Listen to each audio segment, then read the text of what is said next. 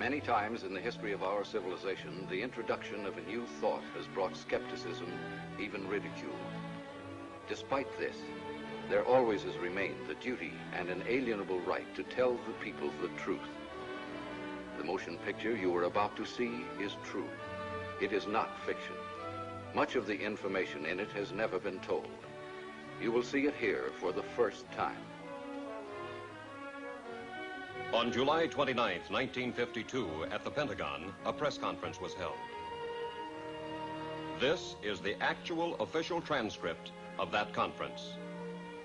Among those participating were Major General Roger M. Ramey, Director of Operations, USAF, Colonel Donald L. Bauer, Technical Analysis Division, Air Technical Intelligence Center, and Captain Edward J. Ruppelt, Aerial Phenomenon Branch, Air Technical Intelligence Center. This is Major General John A. Samford, Director of Intelligence, United States Air Force, who conducted the conference. Why was the conference held? It all began with an incident which occurred in 1947. On the afternoon of June 24th of that year, Kenneth Arnold made the first report on flying saucers. On this day, Arnold took off from Chehalis, Washington, and flew toward the Rainier Plateau at an elevation between 9,000 and 10,000 feet. Over Mineral, Washington, he observed a formation of very bright objects to the north. He radioed ahead that they appeared to be close to the mountaintops and traveling at tremendous speed. When Arnold came in for a landing at Pendleton, airport personnel and the local press were waiting for him.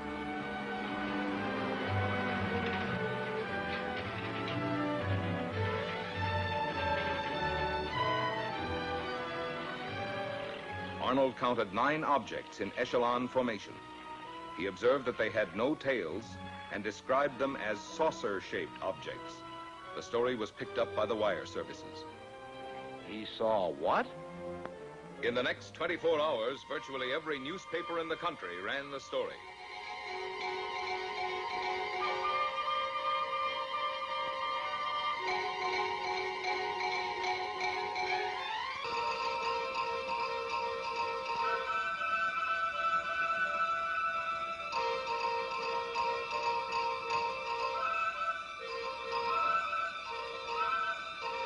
The Arnold report precipitated an avalanche of sightings from cities, towns, villages, from every section of the country.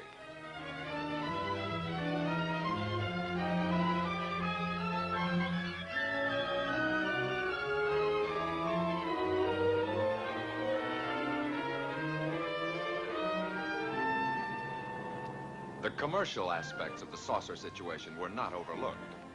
Alert businessmen and manufacturers came up with all sorts of oddities. The practical joker moved in. Homemade saucers of all kinds and descriptions began to turn up promiscuously. Within a few months of the original saucer report, practically everyone in America was conscious of flying saucers. This man in the saucer, can you describe him? Well, sir, he was small and skinny. He had his head was pointed, came to a very sharp point. He had long green hair. His eyes were a sort of purplish red. He had large ears which were formed like an antenna. His teeth were perfect, but spread far apart. And I noticed, too, a jacket of some sort of spun glass and bright red metallic shoes. You say this all took place in a few seconds. Mr. Nagelschmidt, can you tell me what color tie I'm wearing? I'm sorry, sir. I didn't notice. You mean to say you can remember everything about this man from the spaceship, his hair, the color of his eyes, the clothing he was wearing, and yet, after all this time, you can't tell me the color of my tie? But you didn't come out of a flying saucer. Then, at approximately 1400 on January 7th, 1948, the Kentucky State Police reported to the Fort Knox Military Police that they had sighted an unusual aircraft or object flying through the air, circular in appearance, approximately 200 to 300 feet in diameter, moving westward. The Provost Marshal at Fort Knox called the commanding officer at Godman Air Force Base. call Flight Service at Wright Field. Determine if they have any experimental aircraft in our area. We have a report of an unidentified aircraft south of the field. It was about 13:15 when the tower controller in the Godman Tower received his instructions from the commanding officer. Right, Patterson?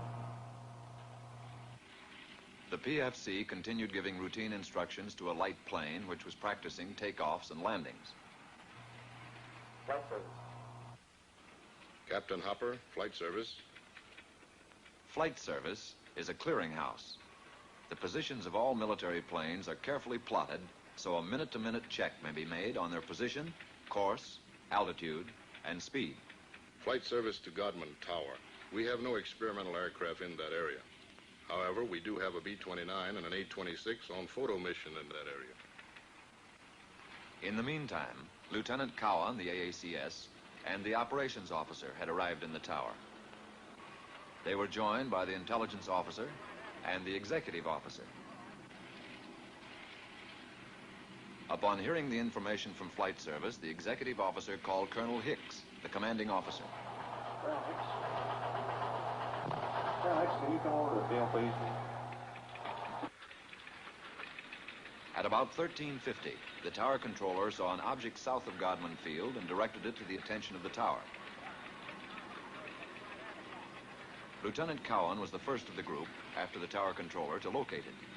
He immediately directed it to the attention of the operations officer. After observing it for a moment, he picked up a telephone and put in a second call to the commanding officer.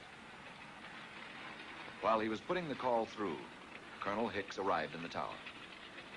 It was now about 14:20. About 14:30, a flight of 4 F-51s being ferried from Marietta, Georgia to Stanford Field, Kentucky, was sighted south of the base. The commanding officer issued an order to contact the flight leader. Channel B and find out who's leading the flight.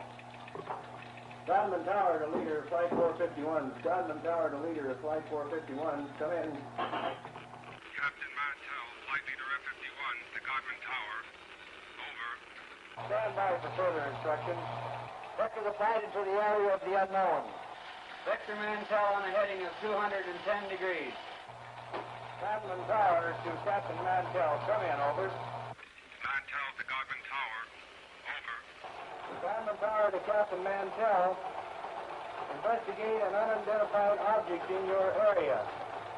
Your new course, 210 degrees. 210 degrees. Mantell to Godman Tower. Changing heading to 210. Wilco, out.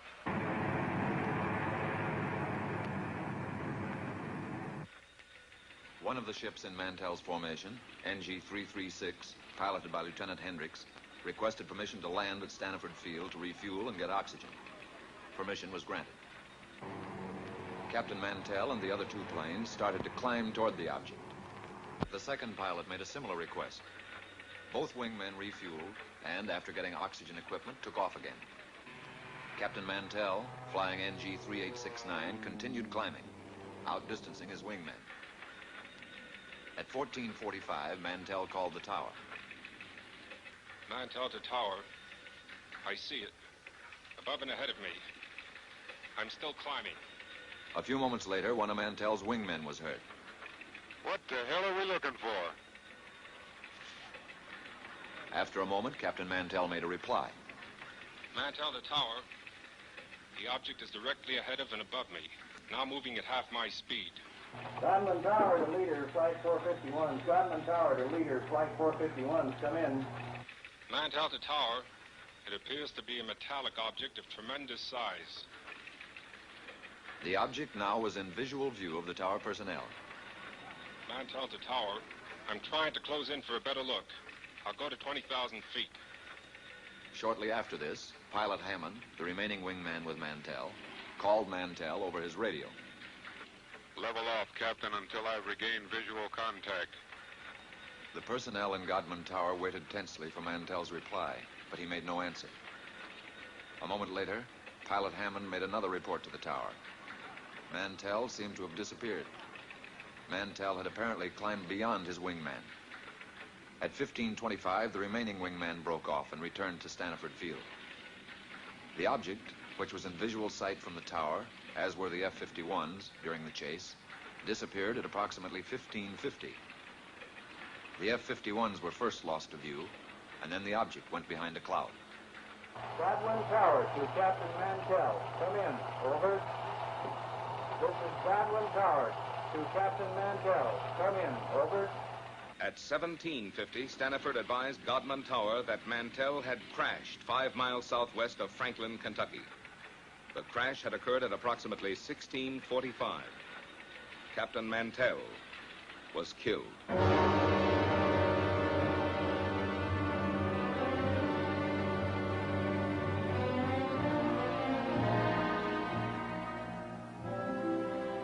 Statements were taken from all who were present in the tower during the Mantell sighting.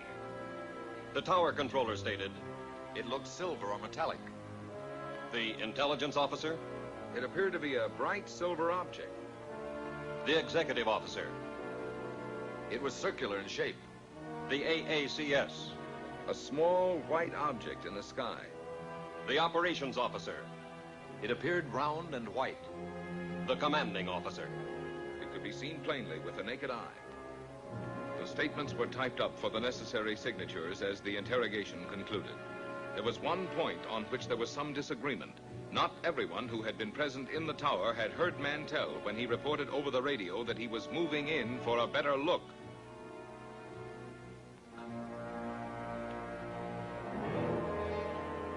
The more lurid sections of the press reported that fragments of Mantell's plane were found to be radioactive.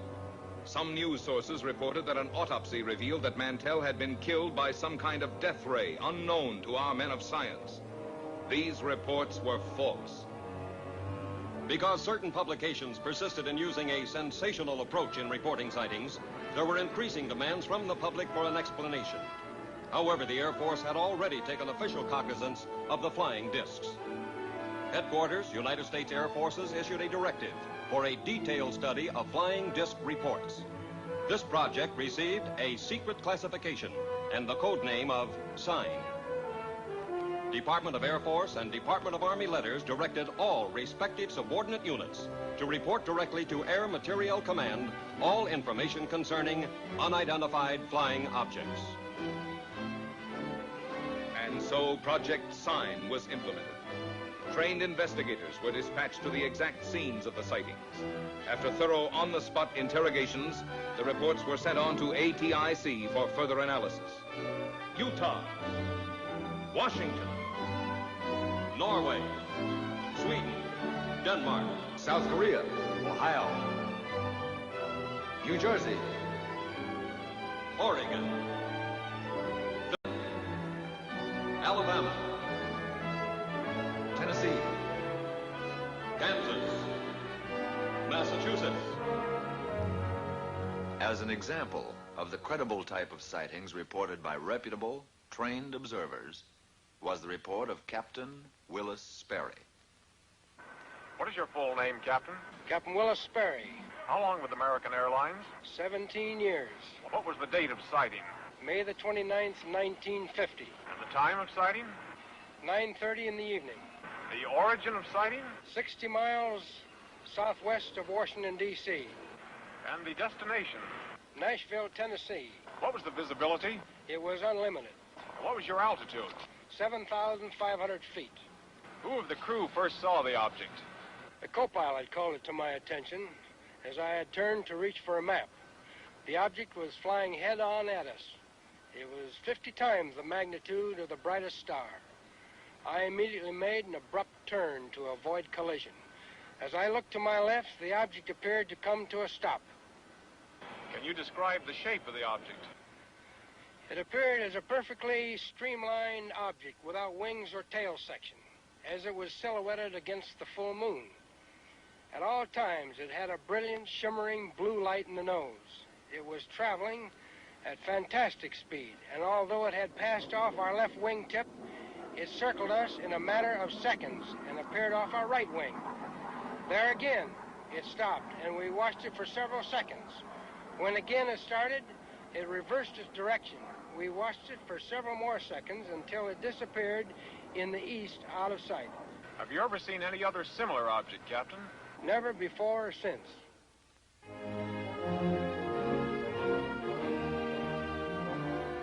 On January 9th, 1950, the press reported that Project Sign was closed. From now on, the Air Force stated, its only similar activity would be the routine conventional watch for unidentified flying objects. This is the Daily News building in Dayton, Ohio. My name is Al Chop. A short time after my discharge from the Marine Corps, I paid a visit to the newspaper where I had previously worked as a reporter for 5 years. Well, Al, you rascal.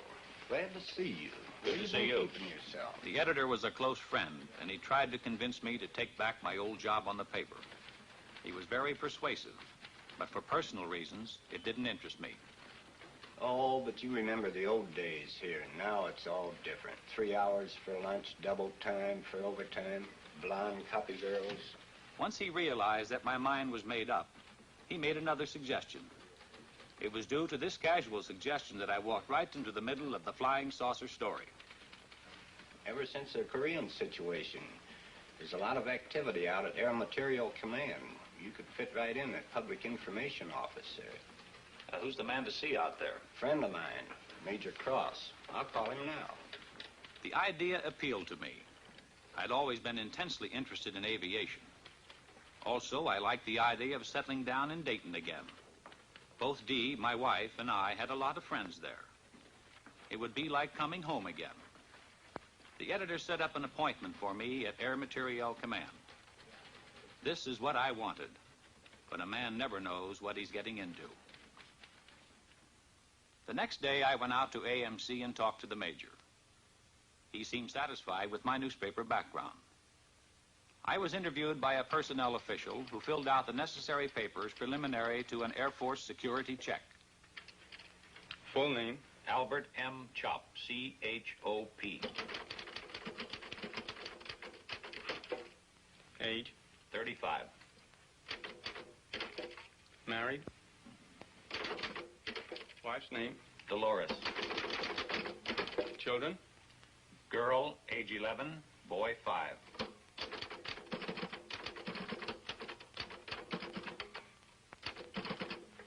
Take this to room D.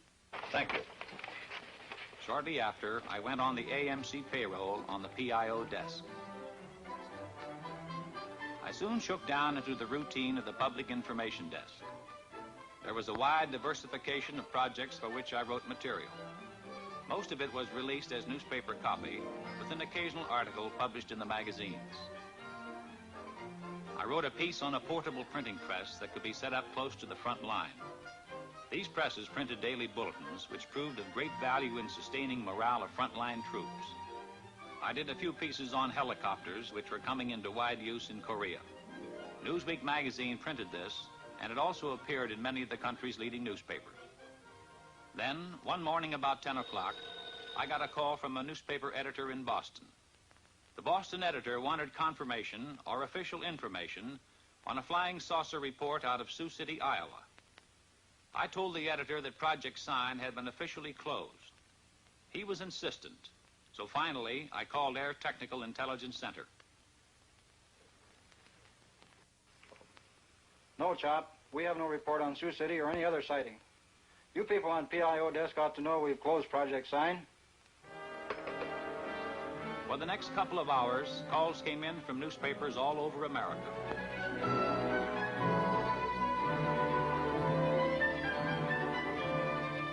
Gradually, I was able to piece the story together. On the previous evening, a commercial airline DC-3 in Sioux City, Iowa, had requested clearance from the tower to take off. The tower held them up, informing the pilot that there was a light in the west that they thought might be a light plane. The tower stated that they were trying to contact it, but were unsuccessful. The tower was in contact with another light plane that was coming in for a landing. The DC-3, engines idling, stood by at the end of the runway until the light plane landed and taxied off the strip. The tower then gave the DC-3 pilot permission to take off.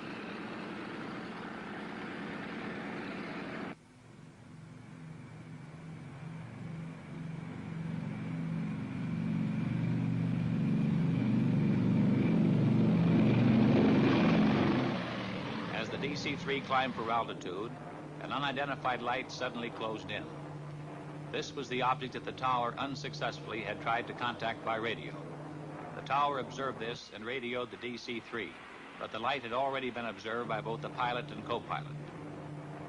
Suddenly, the light accelerated and made a head-on pass at the plane, which swerved to avoid a collision. It zoomed past them, close to their wingtip. The pilot called the tower and described the object as a B-36 without wings. After being observed by several passengers, the object suddenly zoomed straight up and disappeared. About noon, 2 reporters came in asking for information on the Sioux City sighting.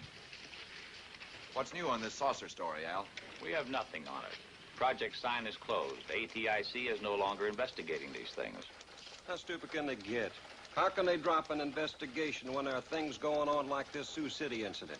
Look, George, I don't make policy around here. I've got a job, and I take my orders just like everybody else. They insisted I make another call for verification with ATIC. I indicated to one of the reporters to pick up the extension and listen in, so he, too, could hear. Yeah, hello, Major. Al Chop. A couple of reporters here want some information on Sioux City. Look, Al, the answer is the same. The project is closed. I told you that before. Yeah, thanks, Major. You heard the man. This thing doesn't add up. Those men saw something up there. Oh, there's probably some simple explanation for it. Don't tell me you guys believe this saucer bunk. You're just sitting on a story, Al. Well, you believe what you like. But personally, I think this whole saucer business is pure, unadulterated bunk. One day, shortly after the Sioux City incident, I went over to get a story on a former German scientist. Area B was a maximum security section. The story appeared in the New York Times. I had obtained the background on the scientist from the files. He was formerly one of the top men at Peenemünde, Germany, one of the key figures participating in the successful development of the V-2 rocket. This scientist had succeeded in developing a 98.8% pure aluminum oxide. These crucibles were vital to our nation's defense. They were used to melt super-hard metals needed to build turbine blades for our jet aircraft. Tell me, young man, what new reports are you getting on unidentified flying objects? Flying saucers? Oh, they keep coming in every once in a while, but we don't take them too seriously. Oh, no? Of course not. It must be amusing to a man in your line of work to hear about all these screwball reports. It is my firm opinion that these sightings should be investigated most meticulously. You don't believe that these flying saucers actually exist, do you? And how can you be so certain they don't, Mr. Chop? Well, I just don't believe it. Our minds should be open on all subjects. Wrong conclusions are usually the result of lack of comprehensive analysis. Of course. Well, thank you, Doctor. I won't take up any more of your time. And I'll let you read the article before I send it in. Thank you, Mr. Chop. I'll be looking forward to it.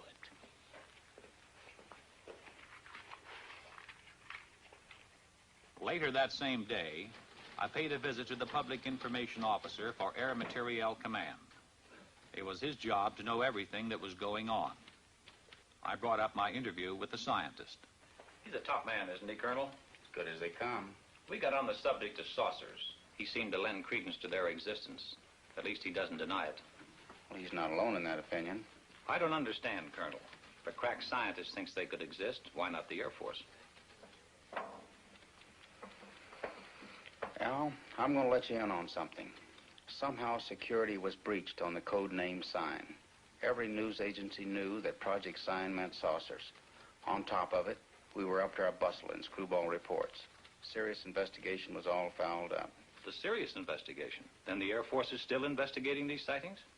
We switched the code name to Project Grudge, and the investigations continued. And what have they shown? Nothing conclusive as yet. Could these saucers be some kind of a secret weapon of ours? No. If they were, Air Materiel Command would be the first to know. How about a device from a foreign country? We know they're not. What is your opinion, Colonel? I don't have any opinion, Al. A short time later, I was promoted to chief of the press section. From then on, there wasn't a moment when I didn't have at least one reporter hounding me for information on saucer sightings.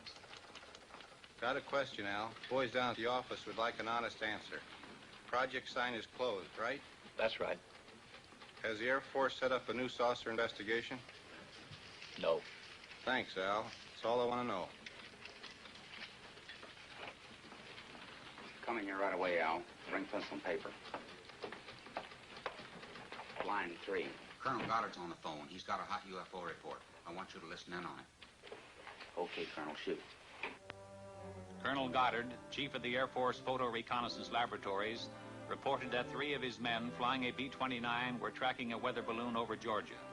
Suddenly, an unidentified flying object appeared and flew alongside the balloon. After a few moments, the object dived and made a pass at the balloon, then proceeded to disappear. When the balloon was recovered, it had a 6-foot rent in it. Colonel Goddard's men believed this unidentified flying object made the tear in the balloon. Goddard vouched for his men making the report, stating that they were highly experienced and reliable Air Force personnel. Thank you, Colonel. Think it could be a lightning bolt? Goddard wouldn't call that a lightning bolt. Didn't any of his men have a camera? No, they were tracking it with binoculars.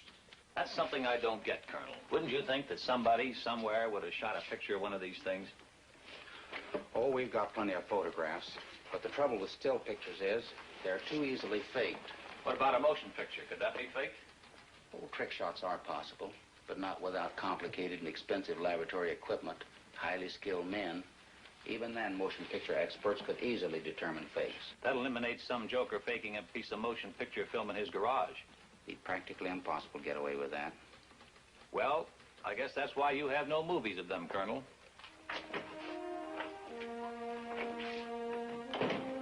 As chief of the press desk, my work hours, my meals, my sleep became increasingly disturbed and chaotic. I saw little of my wife and children. Chip, my son, was at this time making periodic visits to a doctor in Dayton. How's Chip? I feel more hopeful with the new specialist. You look tired. Since you've gotten this new job, the children don't know their own father anymore. Yeah, sometimes I wish I were back on the newspaper. I was talking with Mrs. Collins today. She tells me her husband's cousin works with a man who swears he saw a flying saucer. I thought I told you that term was taboo in this house. Do you really think they might be from Mars or someplace? Look, honey, don't you get like the rest of those screwballs that I have in my hair all day. Every time some kid flies a kite, 50 different people see spaceships. Come on, let's get to bed. Talking over routine press releases on a new type transport plane, when suddenly the colonel veered off at a tangent. By the way, there's a magazine fellow coming out here from New York to do a story. I want you to set up appointments with the people he'll want to see. Right. What magazine is he representing? Life. What are they after? He's going to write a piece about unidentified flying objects. Are you serious? Life was given clearance by the Air Force Commanding General. How come? When the General Staff makes a plan, they have the whole picture in view. We here at Dayton see only a smaller section. Pentagon has its reasons. Very good ones, most likely. When the Life story breaks, we're going to have to fight our way in here through a milling mob of inquisitive reporters. No, Al, you won't. You won't be here. Colonel Searles in the Pentagon has requested you by name. He wants you to join his staff in Washington. Colonel, it's been swell working with you. But under the circumstances, I'll be delighted to get out of here.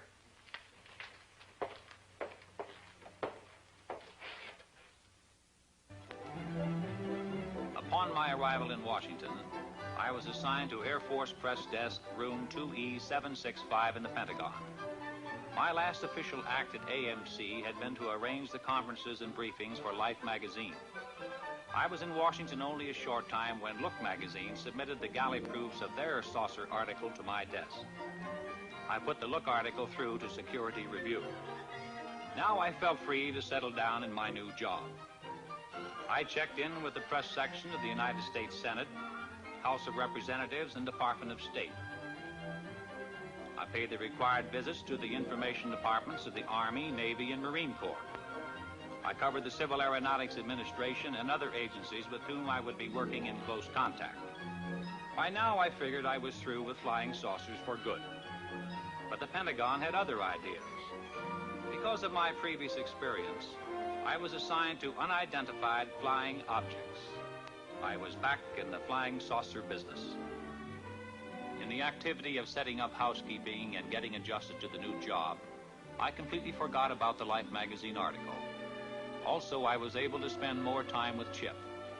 My son had been deaf in one ear since infancy, and it was difficult for him to play with other children. I had settled down to a regulated home life, but it was only a lull before the storm.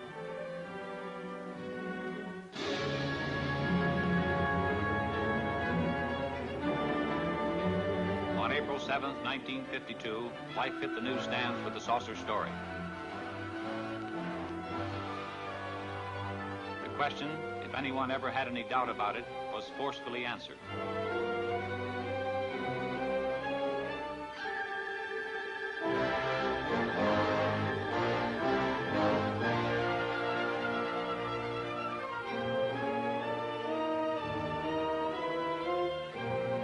The public, America as a whole, had an intense, avid interest in the subject of flying saucers. The first few days following the Life story were chaotic. Naturally, my desk was an exposed point, and I was under an incessant barrage by newsmen. Shortly after the Life story, Look's coverage of saucers hit the newsstand. Their story featured a saucer map, including a statement by the commanding general, U.S. Air Force, Hoyt Vandenberg. Vandenberg stated, "The Air Force is interested in anything that takes place in the air. This includes the aerial phenomenon commonly known as flying saucers. Many of these incidents have been satisfactorily explained. Others have not." Project Grudge was expanded and augmented. The classified name Grudge was dropped. The new code name for the UFO investigative project was Blue Book. The general appointed Captain Edward J. Ruppelt of ATIC at Wright-Patterson as officer in charge of Project Blue Book. Ruppelt's department was designated as Air Phenomenon Branch, Air Technical Intelligence. At Ruppelt's disposal was a large staff of distinguished scientists, both military and civilian. One day, Major Dewey Fournay of Current Intelligence Branch sent for me. Will you come in here a minute, Al? Major Fournay was intelligence technical analyst and UFO monitor. Thanks, Captain. Al, I just got a call from Captain Ruppelt. A Navy photographer named Newhouse has made a sighting near Tremont in Utah. He got some UFOs on film. Motion pictures? Motion pictures. This film should prove interesting on a comparative basis. Comparative with what? With the Montana film. ATIC's had it for some time over at Dayton. You mean ATIC has had motion pictures? Why wasn't I told about it? You're being told about it now. Can I see these films? Ruppelt has the Newhouse film. It's back at Dayton being processed and analyzed. But I can show you the Montana film. This film was shot August the 15th, 1950. It was taken in Great Falls, Montana by Nick Mariana. Immediately after we were notified of the sighting, we sent an intelligence man to get a first-hand report. My name is Nick Mariana. For the past 6 years, I've been the general manager of a minor league baseball club called the Electrics. We play out of Great Falls, Montana, and are a farm club of the Brooklyn Dodgers. On August 15th, 1950, at Legion Ballpark in Great Falls, Montana, after a couple of hours in the clubhouse office, I went up into the grandstand to call the groundskeeper. As I reached the top of the stairway, I glanced northward to the tall Anaconda Copper Company smokestack to check the direction of the wind from the white smoke. Force of habit, I suppose, because our outfielders use it as an indicator on defensive play. As I looked up, I saw two silvery objects moving swiftly out of the northwest. They appeared to be moving directly south. The objects were very bright and about 10,000 feet in the air. They appeared to be of a bright, shiny metal, like polished silver. Both were the same size and were traveling at the same rate of speed, which was much slower than the jets which shot by shortly after I filmed the discs. Suddenly, they stopped. It was then I remembered the camera in the glove compartment of my car. I raced downstairs, yelling for my secretary, Miss Virginia Ronick. The distance from the top of the stairway to my car is about 60 feet, and I must have made that in about 6 jumps. I asked my secretary if she saw anything, and she said yes, 2 silvery spheres. I unlocked the glove compartment of my car, took out the camera, turned the telephoto lens on the turret into position, set the camera at f/22, picked up the objects in the viewfinder, and pressed the trigger. The discs appeared to be spinning like a top and were about 50 feet across and about 50 yards apart. I could not see any exhaust, wings, or any kind of fuselage. There was no cabin, no odor, no sound, except I thought I heard a whooshing sound when I first saw them. As the film clicked through the camera, I could see the objects moving southeast behind the General Mills grain building and the black water tank directly south of the ballpark. I filmed the objects until they disappeared into the blue sky behind the water tank. There's only a few feet of film. It'll be over practically before your eyes are focused on it. Now remember, there's only a few feet of film, so watch closely. I still had my doubts, but I must admit I felt an excitement about seeing actual motion pictures of unidentified flying objects for the first time. Ready? Ready.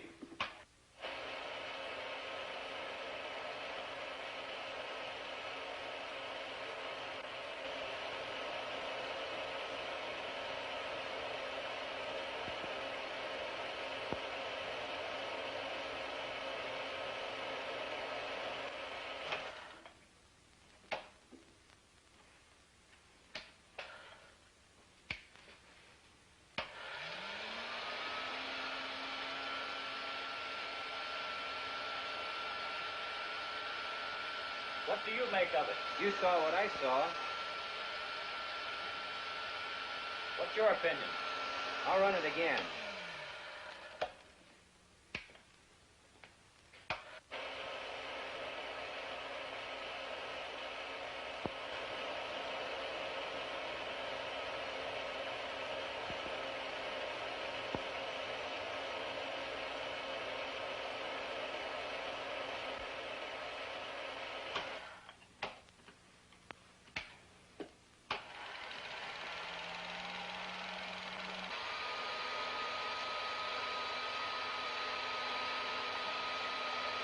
Do you have a transcript on Mariana?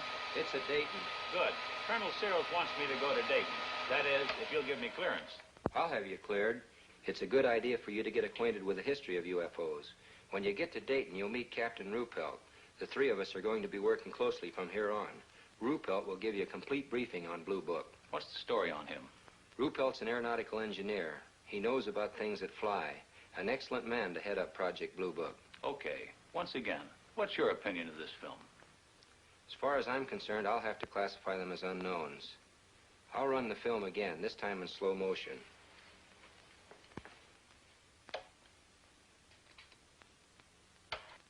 This time I strained my eyes to study the film. The Air Force analysts, by measuring the angular velocity of the objects and by computing their speed, had determined that they were not balloons.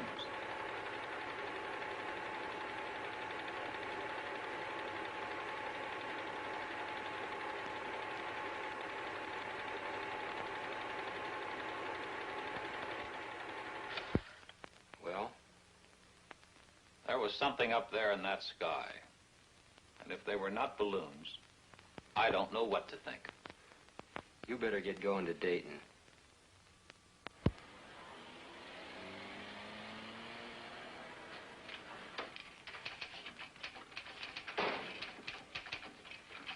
Yes, sir. May I help you? I'll chop to see Captain Ruppelt. Captain's right over there, sir. Thanks. Captain Ruppelt, I'm Al Chop. Have a seat, sir. Major Pernay lured me you're arriving. You've got the green light here. Where would you like to start? As a springboard, I suggested that he brief me on the general outline of how the organization handled reports on UFOs. Ruppelt began to fill me in on the baffling saucer problem, including a breakdown on the reported sightings supplemented by graphs. There were literally hundreds of cases where Air Defense Command pilots had attempted to intercept UFOs. There were sightings where UFOs had been tracked by ground radar, airborne radar, ground observation, and combinations of all these elements. I accompanied intelligence officers on investigations. I witnessed the difficulty in breaking down and gaining the confidence of those who were reluctant to talk about their experiences for fear of personal ridicule and embarrassment. Others were cooperative.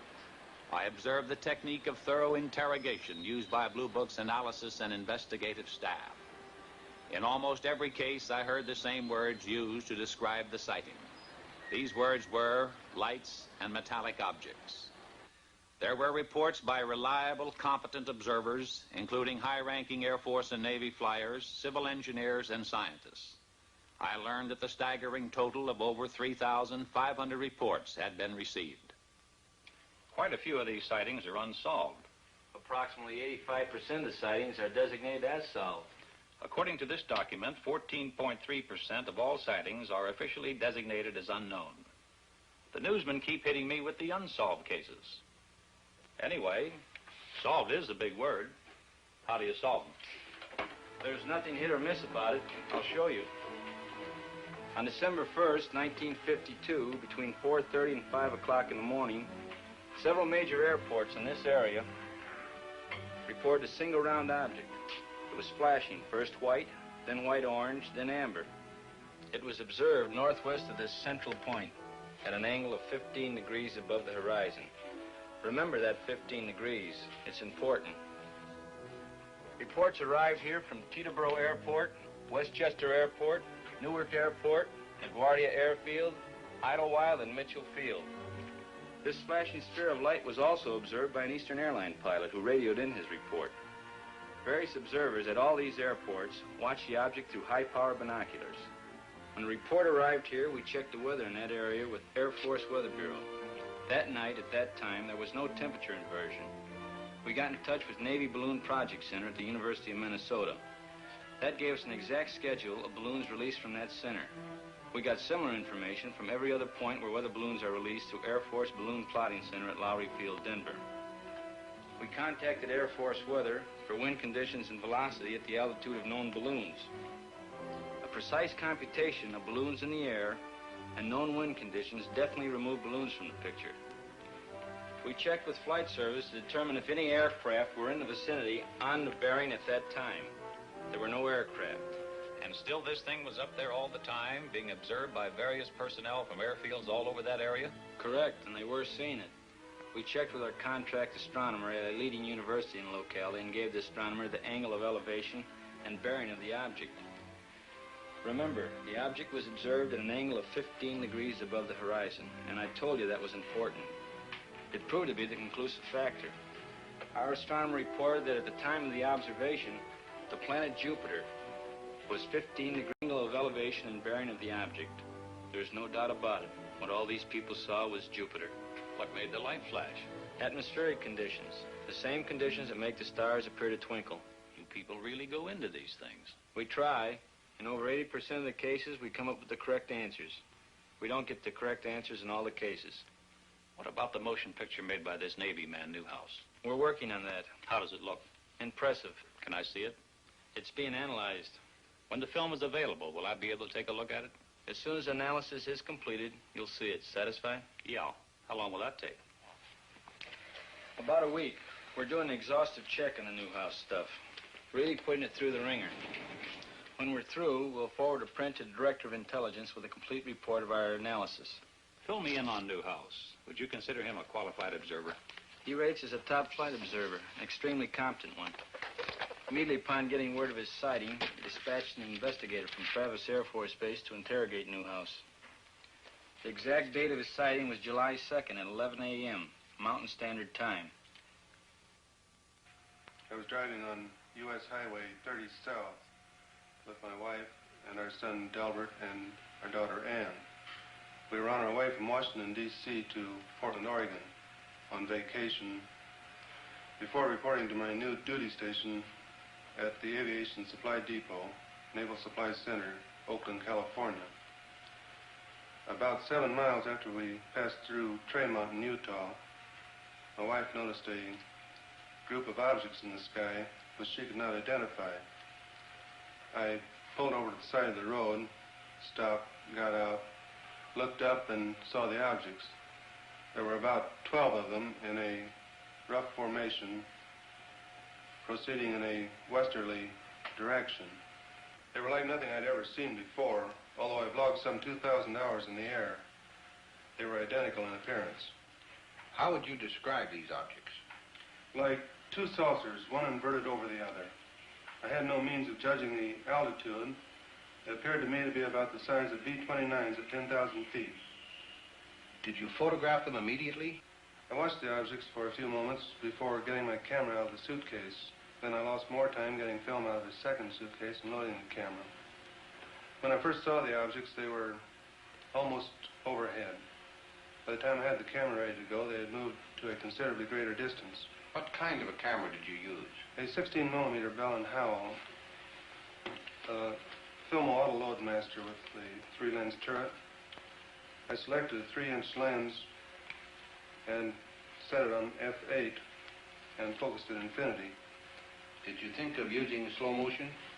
No, the camera was set on 16 frames per second, and in the excitement of the moment, I didn't think to shoot at a greater rate, although that would have improved the coverage. I centered the viewfinder on the objects and made the first shot. Then I decided that if the sky were darker, the objects would show better. So I stopped the lens down to f16 and continued photographing. This proved to be a mistake, as the quality of the film would have been better had I left it at f8. Did these objects remain together in a group at all times?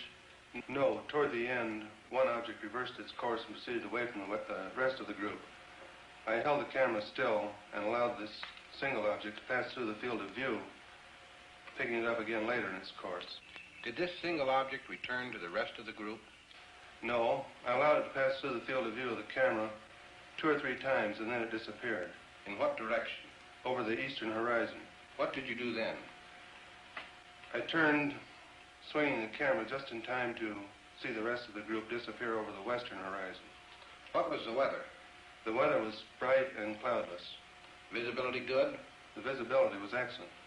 How does this film you shot compare with what you saw with your naked eye? You have studied the film. Yes, I've studied it. I'm very disappointed. The film falls far short of showing what I saw with the naked eye, due to the delay in getting the camera started and my error in exposure. If I'd had this camera in the seat beside me, loaded and ready to go, there'd be no need for questions. The Air Force would have the answer. What is your full name, please? Delbert Clement Newhouse. And you are on active duty with the Navy? Yes, sir, I am. What is your official Navy rank? My title is Chief Photographer. I'm a commissioned warrant officer, United States Navy. How long have you been in the service? 21 years. Now, is there anything you can add to the description of these objects? They had a bright silvery color. Can you describe some particular detail? They had a metallic appearance. They seemed to be made of some kind of polished metal. The Newhouse film, as I told you, is presently under analysis. Sergeant, would you get me the Fargo case? The Fargo sighting was October 1st, 1948. A National Guard lieutenant, thank you, a National Guard lieutenant was about to land his F-51 at Fargo Airport.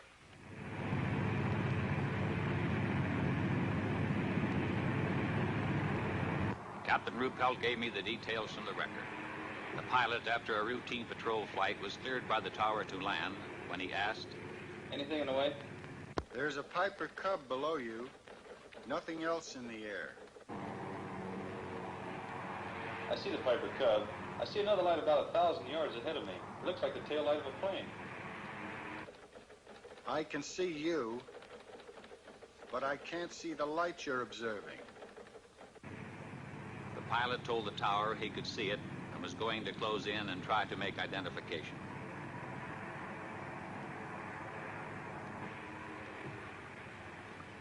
I can see it clearly now. A small white light. It keeps blinking on and off.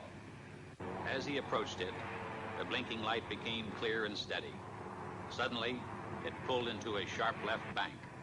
I think this thing is going to make a pass on the tower. I see it now. I see it. The pilot dived on the light, and although he brought his manifold pressure up to 60 inches, he reported, Can't seem to catch up with the thing. It's gaining altitude and has just made an impossible turn. A 90-degree turn to the left. You're right. It's gaining altitude on you. And it's still in a very tight left turn. By that time, they were at 7,000 feet, when, suddenly, the light made a 90-degree right turn. It's headed straight at me. The light passed directly over your canopy at, I estimate, about 500 feet. The object suddenly shot straight into the air. The pilot followed it to 14,000 feet when his plane went into a power stall. The object disappeared. The chase had lasted approximately 27 minutes. The officer in the tower was the airport traffic controller. The lieutenant was an instructor for the French during the Second World War. He said he was sure there was an intelligence behind the movements of the lights. He stated, too, that no earthborn pilot could have withstood the G-factor inherent in the object's turns and speed without blacking out. Was there radar at the field? No, there wasn't. Too bad. Radar would have made it airtight. Not necessarily. I thought a radar return was indisputable evidence. No, it isn't. Are you a radar expert? No, I'm not, but I have one on tap. Give me extension 361. We have a team of 3 radar analysts here in Air Phenomenon Branch. I want to talk to Wynne Swanson. All radar reports received here pass through this radar analysis division. Swanson? I have a man here from the Pentagon. He's cleared. Wants to know about radar. Okay. The field's socked in solid with fog, but he'll take you over to GCA.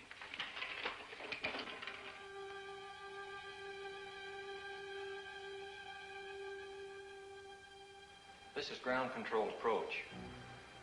With zero visibility, GCA picks up the aircraft coming in, and by means of the pips on their scope, can talk them into a landing. Now this scope here gives the aircraft in the area. This scope here tells you whether you're to the right or the left of the landing strip, and that one there tells you whether you're too high or too low. Now the next scope is the same as this one, except that it gives you more accuracy. Patterson, GCA. This is Air Force 2162, past Fairfield, fan marker inbound. Request landing instructions. There you can see him on the screen. And you can track him all the way in. He's flying blind. Steer right to heading 20 degrees and begin descent to 1,500 feet. This is Air Force 162, steering 20 degrees, descending to 1,500. Over. Air Force 162, the weather at Patterson Field is 100 feet ragged ceiling. Visibility 1/2 mile. Light rain. Wind southwest 6. Altimeter 998. If you can see it on radar, there can be no question about misinterpretation. In this case, no, these are good solid blips. This is Air Force 162, roger on the weather and runway. Over. Air Force 162, steer left to heading 35, turning downwind leg. Range 8 miles south. Over. This is Air Force 162, steering 35. Over. Sometimes a temperature inversion will cause trouble. Ionized clouds or equipment malfunction will cause false blips. Can you tell a false blip from one made by aircraft? Yes, any experienced operator can tell in a minute or so. Air Force 162, steer left to heading 215. This will put you on final approach. This is Air Force 162, roger. Steering 215. Over. Air Force 162, this is your final director. How do you read me? Over. This is Air Force 162. You are loud and clear. Over. Air Force 162, roger. Your range is 7 miles. Slow aircraft to descending speed. Make final flap setting. Maintain altitude of 1,200. Heading 215. Do not acknowledge any further transmission unless unable to comply. If you do not hear GCA for any 5-second interval, climb to 1,000 feet on a heading of 125 and contact approach control. Steer right to heading 210, range 5 miles. You are now approaching glide path. Start normal rate of descent at 600 feet per minute. Entry to glide path good. Steer left to heading 212. Range 4 miles. Go above glide path 10, 15, 25 feet high. Increase your rate of descent slightly. Heading 212. Holding you on the center line. Holding 2 feet high on glide path. Check that descent. Steer right to heading of 213. Range now 3 miles. Holding glide path very well. Go below glide path 10, 20, 30 feet. Level off slightly. Steer right to heading 214. Coming back nicely to glide path. 25, 20, 15 feet low. Heading 214 had you lined up with the center line. Range 2 miles. Holding 15 feet low on glide path. Bring it up slightly. 10, 5. Now on glide path. Range 1.5 miles. Heading 214 on glide path. Steer left to heading 213 over the end of runway on center line. On glide path as you approach point of touchdown. Touchdown in 3 seconds. If you cannot see the runway, pull up and climb to 1,000 feet, heading 125.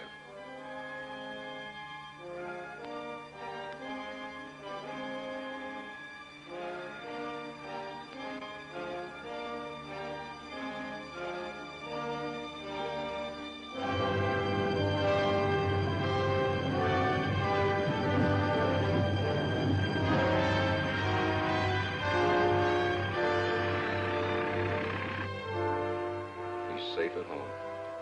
Well, that's it. Coffee? Yes. What exactly is your job here, Swanson? I'm one of a group of 3 radar specialists employed by the Air Force.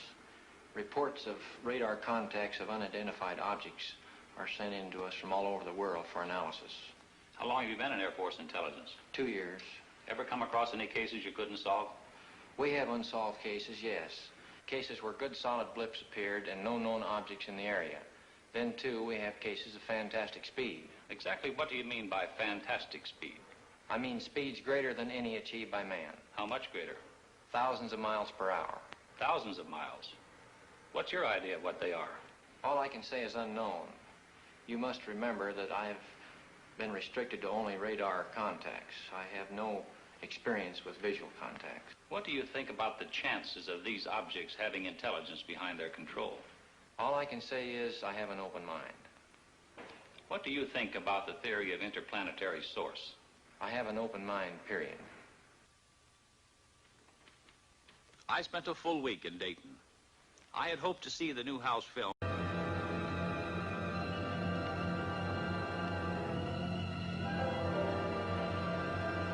They're coming closer. They're coming right at me.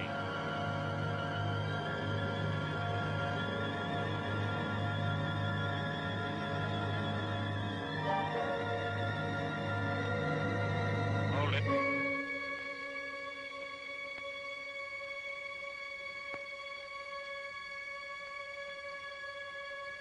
They're moving off. I'm at maximum speed. They're going away.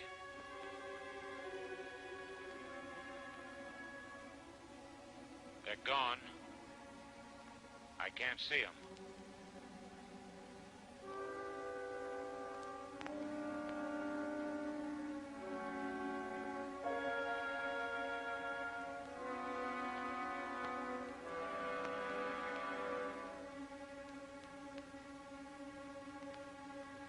Red Dog 1 to Washington Control. I've been given permission to return to base. Over. Washington Control to Red Dog 1. Roger. Out. At 6 a.m. that same morning, I called Lieutenant William Patterson, the pilot of Red Dog 1, who had made visual contact with the unknowns. He could add nothing more to what he had reported to us over the intercom.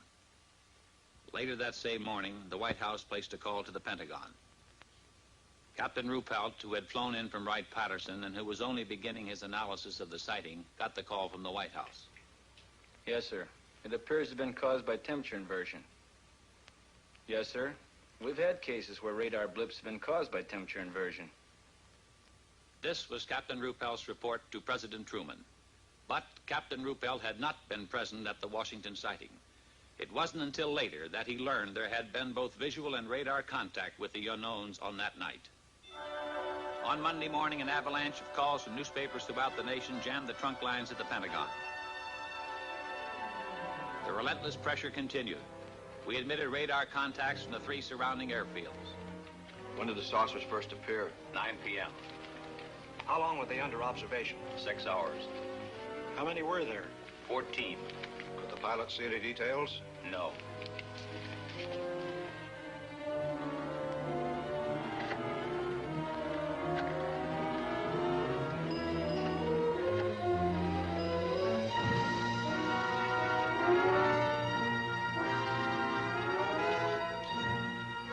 In an interview which appeared in the Washington Times-Herald, Lieutenant Patterson, pilot of Red Dog 1, said he concentrated on one of the bright lights, but it outran him. I tried to make contact with the bogies below 1,000 feet, Patterson said. I saw several bright lights. I chased a single bright light. I was at my maximum speed. I ceased chasing it because I saw no chance of overtaking it.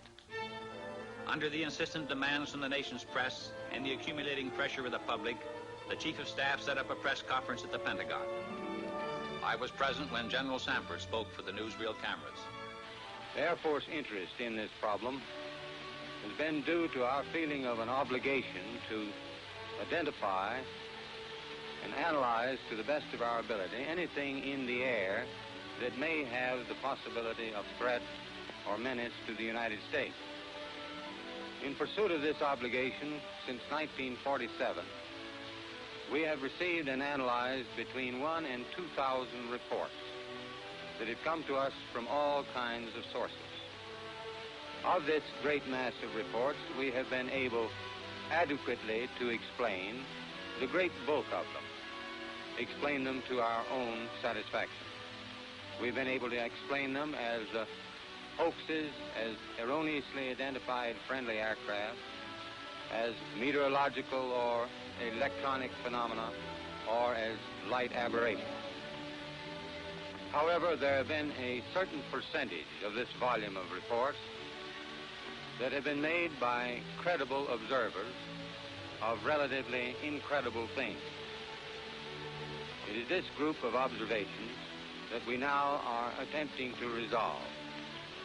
We have, as of date, come to only one firm conclusion with respect to this remaining percentage, and that is that it does not contain any pattern of purpose or of consistency that we can relate with to any conceivable threat to the United States. We can say that the recent sightings are in no way connected with any secret development by any agency of the United States. When I left the Pentagon that evening, General Sanford's words kept running through my mind. Credible observers of relatively incredible things.